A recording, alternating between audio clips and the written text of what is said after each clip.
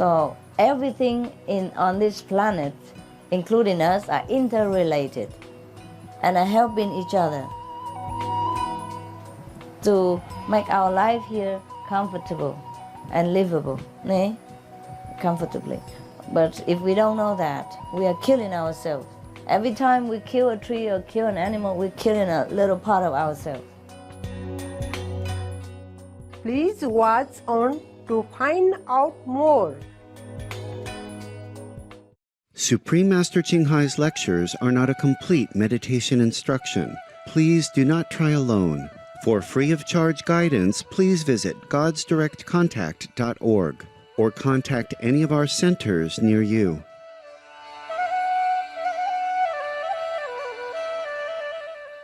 Today's episode will be presented in English with subtitles in Arabic. Aulasis, also known as Vietnamese, Bulgarian, Chinese, Czech, English, French, German, Hindi, Hungarian, Indonesian, Italian, Japanese, Korean, Malay, Mongolian, Persian, Polish, Portuguese, Punjabi, Russian, Spanish, and Thai.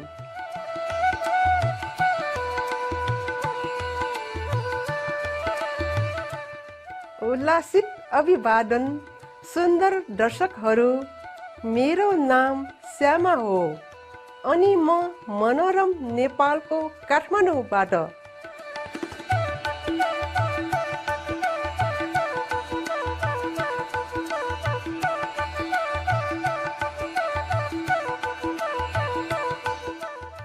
Nepal दक्षिण एसियामा पर्ने एक हिमाली राष्ट्र हो जुन अनेकौं सम्पदाहरूले भरिपूर्ण छ। यति सानो क्षेत्रमा पनि भूबनोटको यति धेरै विविधता, दक्षिणको उष्ण तराईदेखि उत्तरका भव्य हिमालयसम्म यसमा सामेल छन्। विश्वको सबैभन्दा विख्यात एवं सर्वोच्च शिखर सगरमाथा पनि नेपालमा नै पर्छ। वास्तवमा विश्वका सर्वोच्च शिखरहरूमध्ये 8 वटा नेपालमा नै पर्छन्। आध्यात्मिक आशिषले अभिभूत यो भूमि शाक्यमुनि बुद्धको जन्मथलो पनि हो, जसको जन्म 2500 वर्ष अघि लुम्बिनीमा भएको थियो। विश्वभरका बौद्ध मार्गीहरूको लागि लुम्बिनी एक पवित्र भूमि बनेको छ। यस देशमा अनेक महान मन्दिरहरू पनि रहेका छन्, जस्तो कि स्वयम्भूनाथ स्तूप अर्थात् मंकी टेम्पल। तीर्थालु एवं पुजारीहरू त्यहाँबाट हिँडेपछि उक्त मन्दिरलाई हजारौं बानरहरूले आफ्नो घर बनाउँछन्।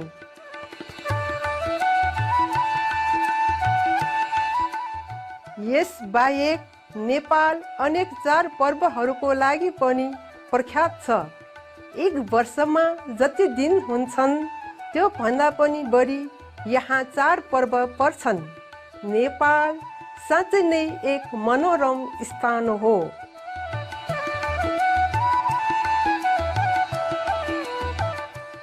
विशेष रूपमा यहाँहरूलाई अध्यात्ममय नेपालसँग परिचित गराउन पाउँदा खुसी लागेको छ।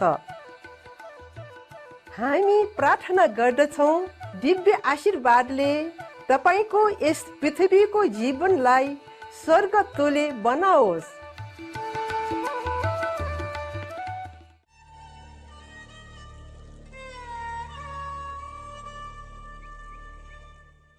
तीन दशक भन्दा लामो अवधिदेखि परम गुरु चिङ हाईले आफ्नो आध्यात्मिक शिक्षाको प्रकाशद्वारा विश्व चेतनालाई जगाउँदै आइरहनु भएको छ। एक पूर्ण आत्मज्ञानी गुरुको रूपमा आफू भित्रको ईश्वरीय तत्त्वलाई तत्काल जान्न चाहने एवं जन्म मरणको कुचक्रबाट यही जीवनमा नै पूर्ण मुक्ति प्राप्त गर्ने प्यास भएकाहरूलाई उहाँले क्वान इन ध्यान विधि सिकाउनुहुन्छ। सबै आत्मज्ञानी गुरुहरूले यही क्वान इन ध्यान विधिको साधना गर्नुभएको पाइन्छ, जस्तो कि Buddha, Jesus Christ, prophet Muhammad, उहाँमा शान्ति रहोस्, अनि गुरु नानक। उहाँले के कुरामा जोड दिनुहुन्छ भने यदि सदा ईश्वरको मनन, अन्य प्राणीहरूको निस्वार्थ सेवा साथै यस ब्रह्माण्डको नियम पालना गरेमा हामीले हाम्रो मानव जीवनको सर्वोच्च सम्भावनालाई प्राप्त गर्नेछौँ अनि पृथ्वीको हाम्रो जीवनको उद्देश्य स्पष्टसँग बुझ्नेछौँ। परम गुरु चिङहाई करुणाको आदर्शमय जीवित उदाहरण हुनुहुन्छ। उहाँले अनवरत रूपमा राहत सामग्री, आर्थिक सहयोग अनि प्रेमको सम्प्रेषणद्वारा शरणार्थी, घरबारविहीन, प्राकृतिक प्रकोप पीडितका साथै राहतको आवश्यकता परेकाहरूलाई सहायता गर्दै आउनुभएको छ।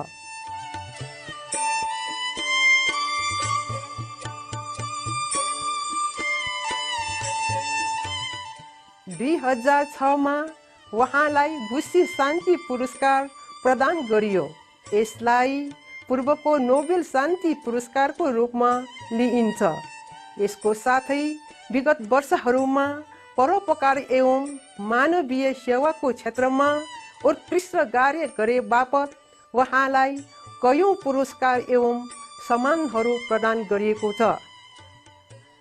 हाम्रा सुन्दर जनावर मित्रहरूको लागि एक बुलन्द आवाजको रूपमा उहाँले शान्ति र प्रेमले पूर्ण शाकाहारी भोजनलाई बढावा दिनुहुन्छ अनि एक यस्तो विश्वको परिकल्पना गर्नुहुन्छ जसमा सम्पूर्ण जीवहरूको जीवनको महत्त्वप्रति संवेदनशील मानवताको उदय होस्।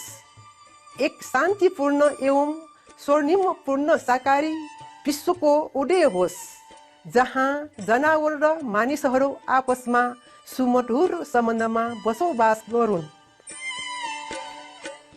पूर्ण शाकाहारको प्रचलन फैलाउने पहल स्वरूप उहाँले अनेक तौरले प्रयास गर्नुभएको छ, जस अन्तर्गत वैकल्पिक जीवनशैलीको प्रचार वितरण, पूर्ण शाकाहार रेस्टुरेन्ट, लभिङ हटको अन्तर्राष्ट्रिय सञ्जाल, सुप्रिम मास्टर टेलिभिजन अनि त्यसै गरी प्रभावशाली सरकार एवं सञ्चारका अगुवाहरूसँगको लगातार संवादको साथै टेलिभिजनमा प्रसारित जलवायु परिवर्तन सम्मेलनहरूमा सहभागिता रहेका छन्, जुन हामीले याद गरेको या नगरेको पनि हुन सक्ला। उहाँका प्रयासहरूको फलस्वरूप विश्वभर व्यापक एवं प्रभावकारी रूपमा जनचेतना फैलिएको देखिन्छ, जसमा जनावर मैत्री जीवनशैली र यस्तो करुणाशील जीवनशैलीले पृथ्वीलाई जलवायु परिवर्तनबाट बचाउनको साथै राष्ट्रहरू बीच ल्याउन सक्ने दिगो शान्तिको सम्भावनालाई लिन सकिन्छ। विगत वर्षहरूमा परम गुरु चिङहाईले विश्वव्यापी रूपमा यात्रा गरिरहनु भएको छ। अमेरिकादेखि अफ्रिकासम्म, युरोपदेखि ओसिनियासम्म, साथै सार्वजनिक रूपमा अनि आफ्ना शिष्यहरूसँग विविध आध्यात्मिक विषयहरूमा सयौं प्रवचन दिनुभएको छ। ती प्रवचनहरूमध्ये आज एउटा प्रस्तुत गर्न पाएकोमा हामी धन्य महसुस गर्दछौँ, जसको शीर्षक छ वातावरणको सम्बन्धमा परम गुरु चिङहाईको भनाई, हामीले जुनसुकै मूल्य चुकाएर भए पनि यस ग्रहलाई जोगाउनु पर्छ। 2 भाग मध्येको पहिलो भाग बिट्विन मास्टर एन्ड डिसाइपल्समा जुन अगस्त 8, 2009 मा फ्रान्समा अङ्ग्रेजी भाषामा दिइएको थियो।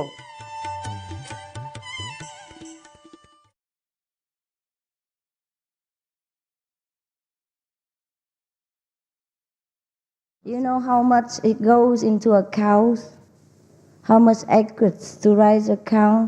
And that land can never be productive again. Once a cow trample on it and eat the grass from it. How much land, how much water, how much medicine, how much pounds of grains and kind of protein grains from different poor country pour into the cattle before it deliver a piece of meat for one meal. It is a waste of human resource to eat meat. They say if everybody eats vegetarian diet, nobody is hungry, at least. We have more, too much more. We can export to Mars or Venus when we happen to find people there. Truly, you ask the research. We will print some articles soon about vegetarian benefits in many ways, not only you alone, benefit the whole planet. They make a list of conclusion, of the research, why vegetarian benefit, and they calculated everything. If everyone, not everyone even, if even 1/4 of the world eat vegetarian, nobody goes hungry. Can feed the whole population. Understand what I mean? Without even having to work much. And now we work a lot to raise cattle, to kill thousands, millions animals every day. Sometimes you pass by a countryside when they raise cattle. And when you pass by, you see the whole field black with cattle, And when you come back, empty, gone. The whole field, many acres of land, so vast, full of cattle. And when you come back, all gone. Finished. You understand what I mean? It's a waste of product to eat meat. Never mind talking about compassion or love or enlightenment or moral standard, nothing, not yet. We own it to mankind to eat vegetarian, not only to animals. Well, it's terrible waste of time, of the earth, energy and resources to feed the animals. They use more water than we human ever do. To wash them, to feed them, to let them drink, and they use more vegetarian protein than human ever can eat. And you have to raise a cattle many years before you can eat it in one meal. Understand? It's too much. We will print some article from the specialists, experts, in our next magazine. I have already selected some and have told the editor to print it next time. So you wait and research for yourself. Okay, you can get in touch with them and ask them how they come into this and ask them for the proof. But you don't need it. When you see the figure, you know what it is. You know the proof right away.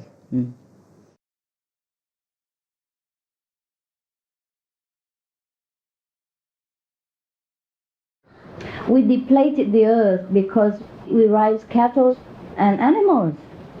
Actually, this is another way to contribute to our earth planet. You know all this. You read more books than I ever can imagine, about vegetarian, about how to save our world, about environmental love and all kind of things. And vegetarian diet is the answer to all these questions. Our earth is collapsing because we eat too much meat, actually. Or we have to put it that way, roughly.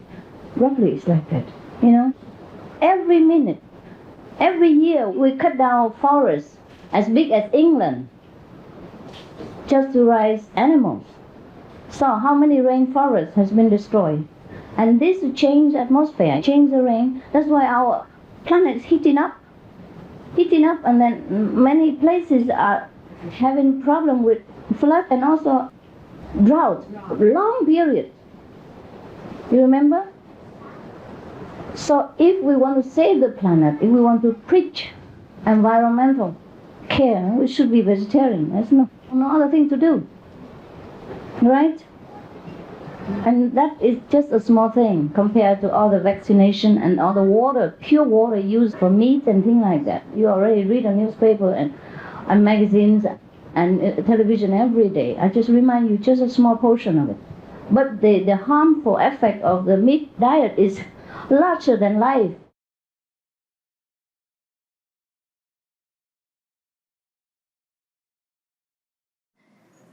Our motive is actually not to run away from our duties or from our earth. It's just that if we could not stay here and if we could not change it, then we have to go. Right? So if you love our world, if you're a down-to-earth person, if you think the earthians people are still worthwhile, trustworthy, then save them. Save them with your wisdom, with what you know about the practice, about compassion, about love, about Kuan Yin method. That is our duty. And even after all, if everyone changed into Kuan Yin and vegetarian eater, you still don't like this planet, well, other planets are ready. Yeah, other places are waiting for you. The best glory you find in meditation, in bettering yourself, in making yourself become a very beautiful citizen of this world. Our worlds can become as beautiful as nirvana. It is that the world people don't work toward it. Otherwise, it can be as beautiful as any nirvana can be.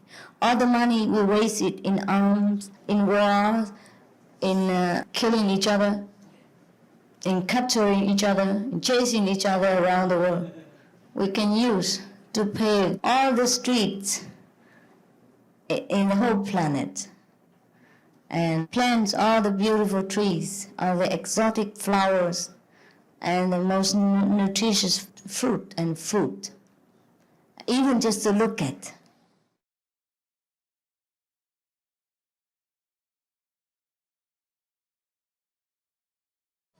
Animals are our brothers and sisters. It's very important, we know, to live with them harmoniously and respectfully, because they are there for some reason. You see, there are some birds or some animals to do some special job in this world, yeah? Some are cleaning garbage, like the vulture. They have something to do with the whole environment. They balance our planetary ecosystem, ecology system, yeah, to balance the nature. So make the atmosphere good and clean and all that. Everything has something. It's like trees, yeah, they are there to give oxygen to the planet. Without trees, we die. Really, we will. We die without trees. The water will be less because there are no trees to attract water and to keep water when it's there.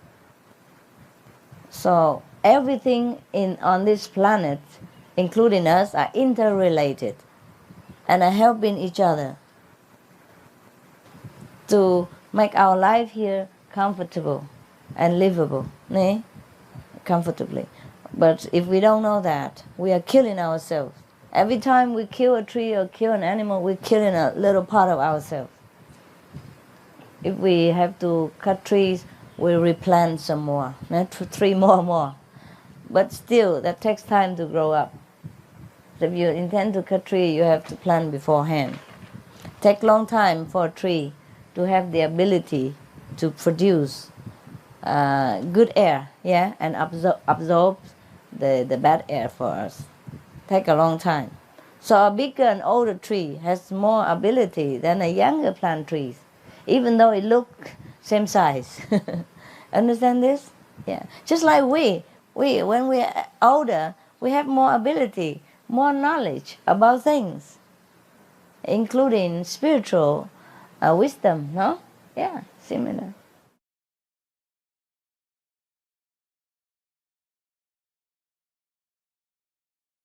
Actually, I still love this planet. It's beautiful. Yes. Up to now, the scientists have not found any planet better than ours. No? Have they? No. With all the billions and billions of dollars pouring into space travel project, we haven't found anything in the near of this beauty. So we have to save it at all cost. We save it all. We have to do anything we can, save it. Yes? For later, if we have found another planet, they'll come here for tourism. And we cash in. I'm just joking, but we save it for the children, huh? It's high time that we behave like benevolent, noble, protective beings, befitting the manner of the children of God. It's high time. It's 21st century, 2,000 plus years after Buddha, 2,000 plus years after Christ. And we're still killing each other and killing the small, weak, and innocent animals to eat. My God, how civilized can that be? We should really feel not proud of ourselves. I'm diplomatic. I should say we should feel ashamed of ourselves, truly. Because we have capability, we have intelligence, yes? And we have been taught by noble masters such as Buddha, Christ, Muhammad, Guru Nanak, Jain master, Baha'i, so on and so forth, Krishna, whoever, you name it, to be noble, to be benevolent, to be compassionate, to be at peace with one another. We have been taught all these centuries. And all we think of is how to find a way, make a system, invent something just to kill that little chicken, to make more profit, more meat, or very docile cows or little pigs. This is really a shameful activities and trend of thinking. We should never fall thus far. We should never degrade ourselves thus, I think. And I'm sure if anyone with intelligence and logical mind can see my point, no? 21st century, after so many noble teaching, still killing each other in the name of whatever. I said killing is never right. Yes. I have told the journalist, I wish I could say otherwise. That would make me even more popular. You know, I told him, meat is one of the most powerful industry in every country. If I have not forbid you to eat meat, I would have had more disciples. Easy. We can't. I say the truth cannot be altered, no matter what. I said to him, I put myself even in danger. Telling the truth, but I have to save my planet. I don't know if you want to save your planet, but I want to save my planet. I want to save my people. I don't know if you want to save your people. I want to save my people. My people is whom? Huh? It's you, your relatives, your friends, your countrymen, your world citizens, your pets, your children, your future great-great-great-grandchildren, the animals, all the harmless, meek, weak, innocent animals. These are all my people. I want to save them all yesterday already. I can't tell any otherwise. Even if we have another alternative plan to save the planet without going the whole country vegan, how? How many more people have to die? You understand me? For that, because of meat diet, because of the harmful effect of meat industry. How many more countries have to be eroded, financially kaput, for a piece of meat that we put in our mouth? How many more islands, nations have to sink for that piece of meat that we put in our mouth? How many millions more refugees, climate refugees, we want to look at for that piece of meat that we put in our mouth? How many billions more animals we want to see cram, suffer, agonizing in those cram, small crate factory we want to see? Huh? For that little piece of meat that we put in our mouth, that we could change it. We have tofu, we have all kind of protein nowadays even. It's not like we're starving without meat. It's not. It's not necessary at all to eat meat. Besides, it's poisonous. It's been proven already. Not to talk about climate change, climate refugees or anything. How many more patients we want to see languishing in the hospitals between life and death, or death because of that piece of meat that we put in our mouth? How many more families we want to break up due to this kind of disease and death caused by meat? How many more children we want to see suffer with heart disease, cancers at young age already because of meat diet? How many more families we want to see childless because women who eat meat have very less chance to conceive children? And then how many of this young aspiring mother we want to see going through, this kind of pork and pigs, what they call IVF pregnancy? It's a painful procedure for husband and wife who have no children, have to go through like artificial insemination. It's very painful, time-consuming, agonizing, and suffering. And the hope is not 100% even. Not like you spend a lot of money, a lot of time, stressful, fighting inside with each other even because of stress for a child. Not that you go through all that, and then you have a child, 100%. No, not all of them are working. And how much more suffering we want to see just for that piece of meat that we could change for a better piece of protein. It's the same protein. It's just one a second hand from animals, the others direct from what the animal eat and digest it, and then become the meat. It's such a waste. And how much more energies we want to waste into producing meat. How much more grains, food we want to waste to raise animals at the cost of starvation of millions of other people. Right now we have 1 billion people already go back from hunger. Every 5 seconds a child dies from hunger. Every 5 seconds. While I'm sitting here talking to you, how many children dying or dead already? How many more we want to see? How long we can afford to bargain in the face of this suffering of our own kind and of the animals, of the environment? I can go on forever, but I didn't prepare my speech. It's all really not worth it. It's all really a degrading choice to eat meat. We can't bargain.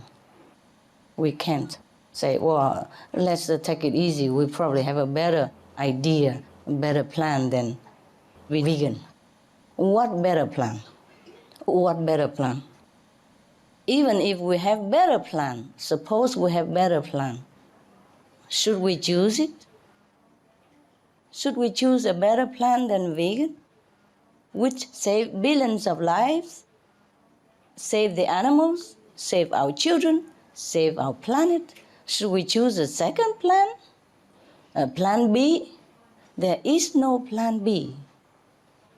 Even if there is a plan B, it's not humane to choose a plan in disregarding the suffering of our own kind, of other beings on this planet, and the danger that we're facing, the climate change, which will easily destroy the whole planet.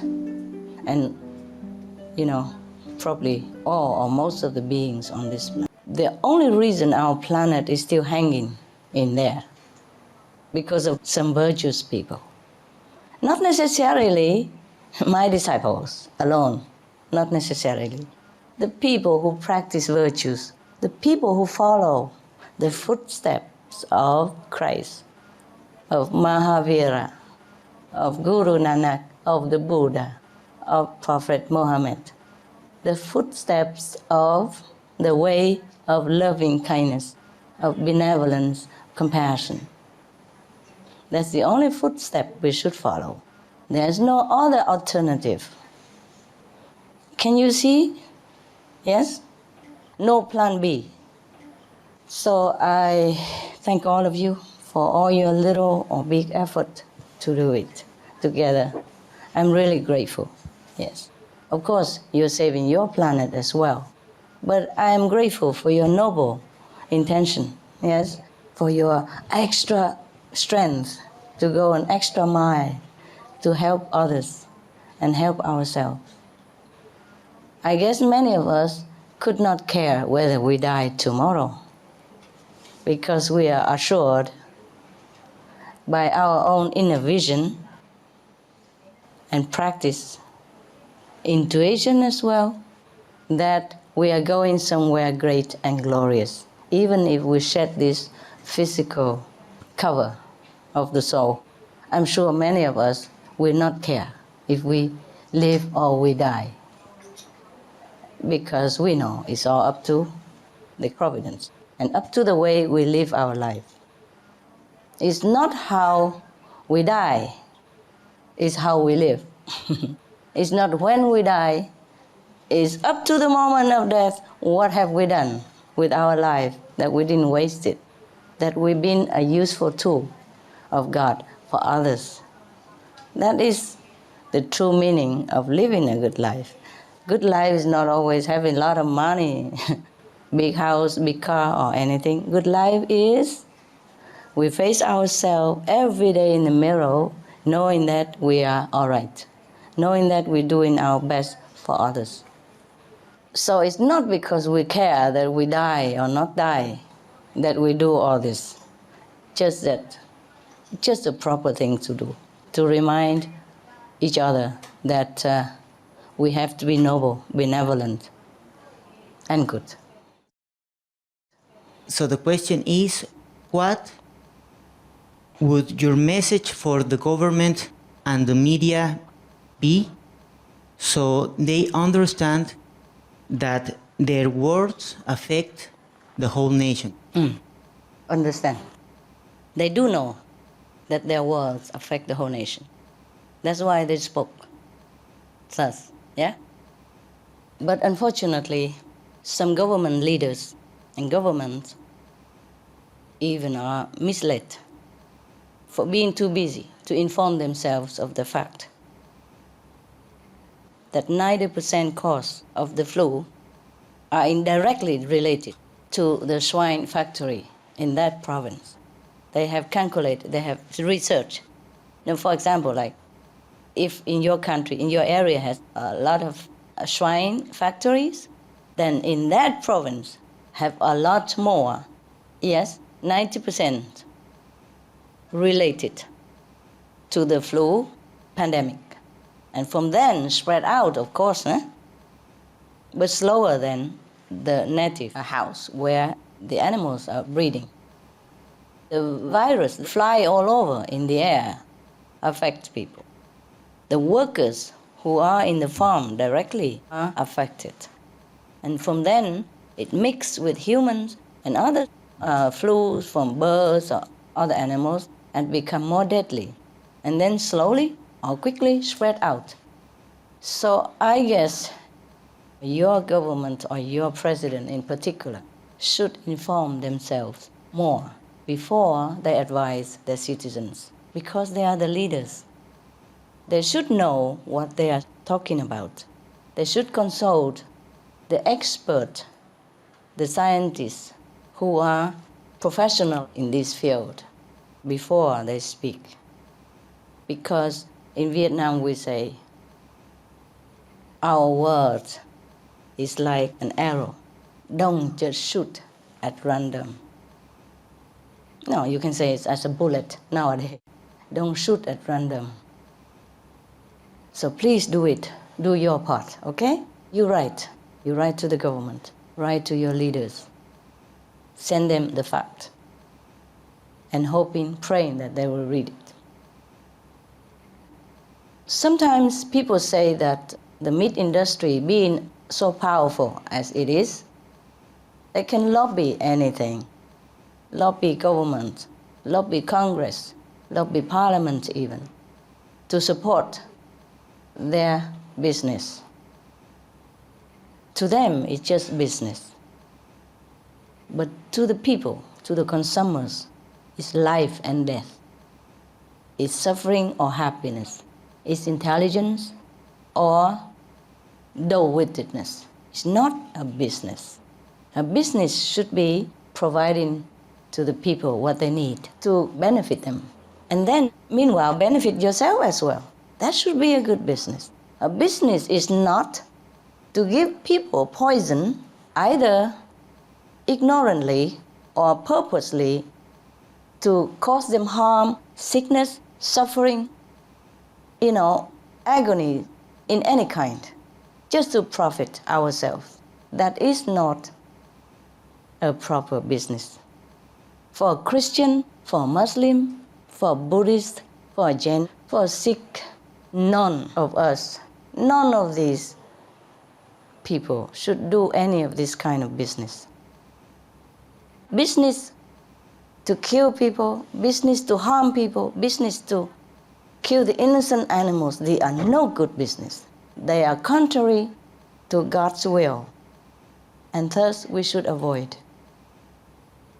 Your president has spoken what he thought is the best for your country's economy, yes, business, and the people.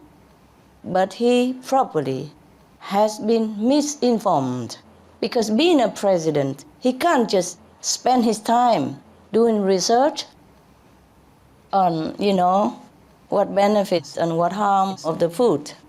That he entrusted to his food and beverage minister, perhaps. Yes? And so whatever he is fed with, whatever information on his desk, he trusted that is okay. That's why he announced it to his people that it is okay. It's a sad thing. It's a very sad thing. So help him if you can. I hope you can. The problem with being president also is that not all the voice will reach him, like old-time king. They're difficult. You have to go through the whole host of bureaucracy, yeah?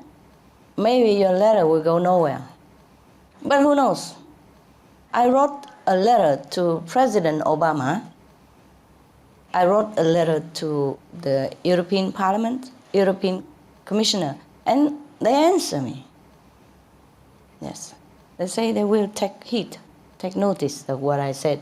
And my words, my advice will be in their heart, in their mind, in the days ahead. I appreciate these kind of leaders who do listen, but these are in democratic country. That's why I told you many times, I still like America. Yes? I don't write always to the president, but I do write occasionally when it's necessary. Like I wrote to President Clinton for the Vietnamese refugees issue. I wrote to other presidents for the Vietnamese refugees at that time.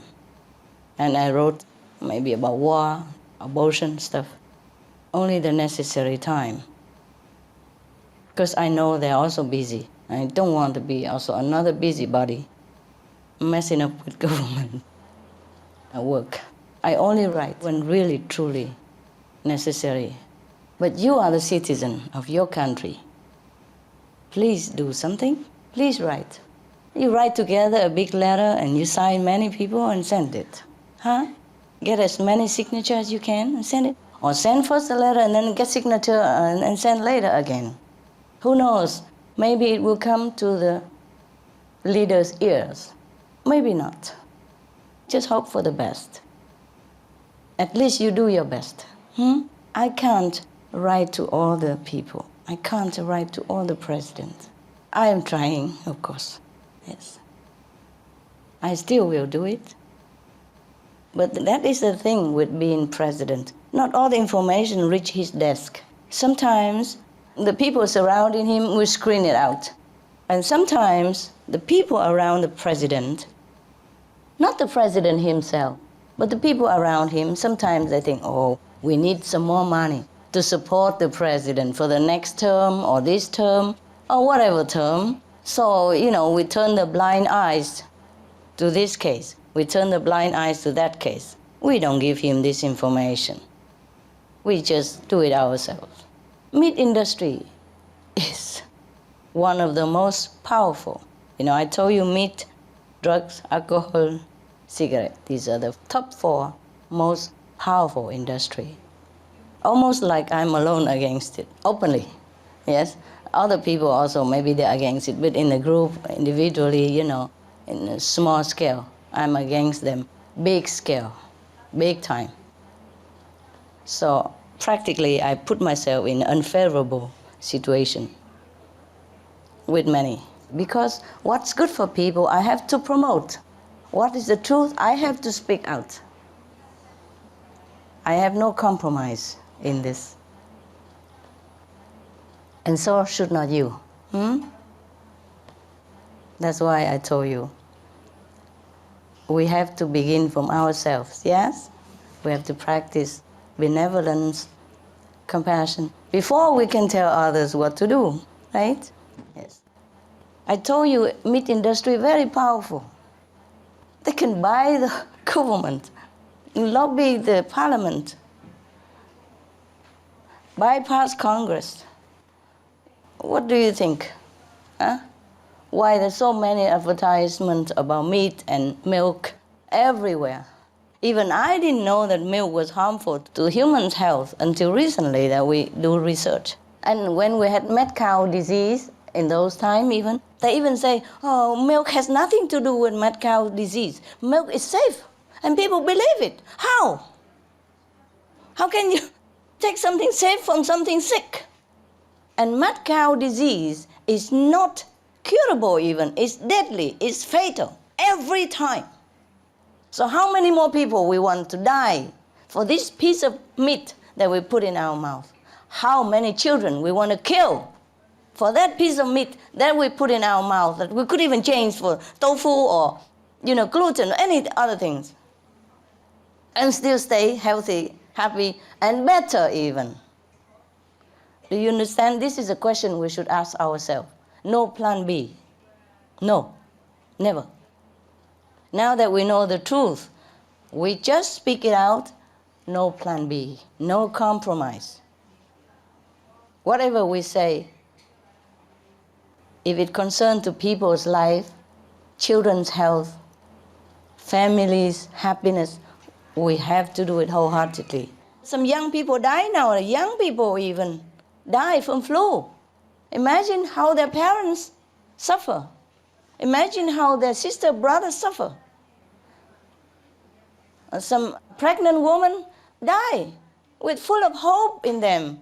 Hope for the child to be born in their family, to bring happiness to her husband, to the parents, to grandmother, father. Just die like that. Flu, swine flu. For the piece of meat that we want to put in our mouth, which is filthy, poisonous, bloody, inhumane. So there's no plan B. Is there? No. Okay. I'm not well recently. I'm sick with everybody else. I don't have flu. A similar symptom anyway, even though I don't have flu. Because what they call sympathetic response. When you love somebody, sometimes you take on the symptom as well. And so many people that I love. So I've been sick for many months. And of course, I have a human body. Even if I'm sick, I'm tired. There are people worse than me. People are in hospital between life and death. Children in hospital between life and death. Elderly people in hospital between life and death. Pregnant woman, youngster, full of hope for the future, are in the hospital between life and death, all because of that piece of meat that we could change, that we could replace anytime. And we have abundance of things to replace that piece of meat. So why not do it? Why? Why bargain? It's so simple. It's so easy. We cannot expect people to quit drugs, which is, 1,000 times more difficult. We cannot expect people to quit cigarettes. We cannot expect people to quit alcohol when we cannot quit that little piece of meat, which is replaceable, which is not so addictive. So the leaders of all the countries, the government, the media should realize this. If we want to clean up our society, we have to clean up ourselves first. Very simple. And any information they can get, they must get it. Because being a president or leader of country, you should not be fooled. You should not be misled. You're supposed to be the leader. You can't be misled. There should not be any excuse, actually. But there might be some excuse. But still, nowadays, we should inform ourselves in a position of a leader to know what there is to know about what is good for our citizens, what is bad for our citizens, before we speak. Because, as the old saying say that, the words from our mouth is like the arrows. We can't just shoot it anytime at random. The Chinese people say that before you speak something, you have to roll your tongue 7 times. Roll it. Why? So that you don't speak nonsense. So that you don't speak too soon before you're informed. We all do this. Sometimes we thought we know this, we know that, but we don't always know the whole thing. So I only suggest that all the leaders have to inform themselves more. And the thing is, they are not informed. You see how many medias informed the people at large about the harm of meat, yes? And they also say, okay, cigarette is no good now and then. Drug is no good now and then. Alcohol, no good now and then. Every day people are killed by drunk and driving, including children and animals on the road. But there's still no problem. Alcohol is still legal to sell. Do you hear me? Huh? Every day people die of cigarette. Nobody report. People die of drugs. Nobody bothered to report too much. Now and again. And people even commit crime, broke up with families, causing agonizing situation in the house. Nobody report. Okay? Just now and again, maybe a headline. Oh, somebody died because of drug. But that's it. Only if that person is prominently famous. Then maybe they say a few words. This person died because of drug. Sometimes even not. You know why? Lobby, money. Some others say to the journalist, don't write it. He's famous. Keep him good image in the public eyes, even after he died, etc., etc. Then they don't print nothing. It depends on how much money you give. Then the news come out or not come out. I do what I do. I don't buy people. I don't buy fame. I don't buy applause. I don't buy praise. I'm still doing what I do, waiting for them to wake up, to turn around. I let them do what they want. There are business and business. There are business who benefit people, who uphold the truth and virtue. There are business who degrading people and themselves in the first place. The one who sell this kind of business are degrading themselves, most of all, before anybody else. Because the truth will always come out. This is a very sensitive question that you put to me, yes? But I still tell you all the truth, okay? And I hope you convey that to your president.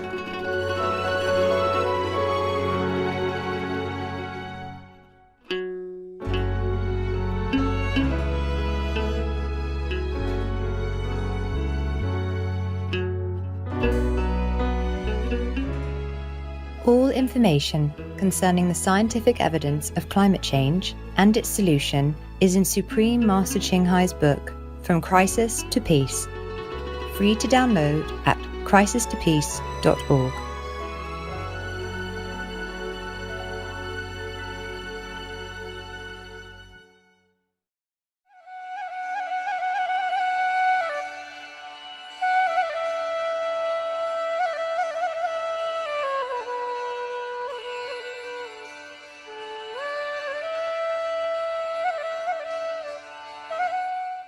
सम्बुद्ध दर्शकहरू, आजको श्रृङ्खला वातावरणको सम्बन्धमा परम गुरु चिङ हाईको भनाइ, हामीले जुनसुकै मूल्य चुकाएर भए पनि यस ग्रहलाई जगाउनु पर्छ।